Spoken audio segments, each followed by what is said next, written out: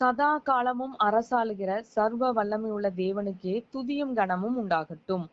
இந்த நாளுக்கான ஆதார வசனங்கள் ஜெபிக்க 1 நாளாகமம் 16ஆம் அதிகாரம் 31ஆம் வசனம்.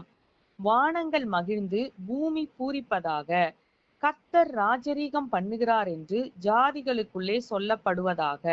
துதிக்க சங்கீதம் 146 10ஆம் வசனம். கர்த்தர் சதா காலங்களிலும் அரசாளுகிறார். சீயோனே, உன் தேவன் தலைமுறை தலைமுறையாகவும் ராஜரீகம் பண்ணுகிறார். அல்லேலுயா. இவ்வுலகின் பல்வேறு பகுதிகளையும் ராஜ்யங்களையும் மனிதர்கள் ஆளுகிறது போல நமக்கு காணப்பட்டாலும், நம்முடைய தேவனாகிய கர்த்தர் சர்வ வல்லமை உள்ளவராயிருந்து சர்வ ராஜ்யத்தையும் ஆளுகிறார்.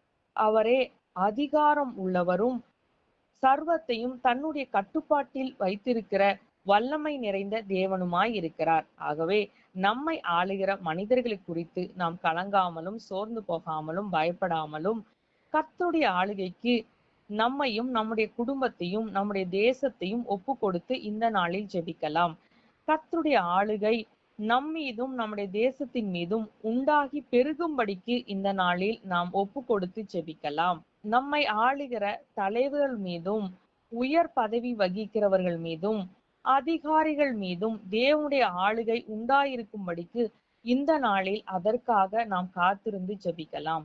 மேலும் தேவனுடைய வழி நடத்துதலும் தேவனுடைய ஆலோசனையையும் பெற்று நம்முடைய தலைவர்களும் நம்முடைய அதிகாரிகளும் செயல்பட வேண்டும் என்றும் இந்த நாளில் காத்திருந்து ஜெபிக்கலாம்.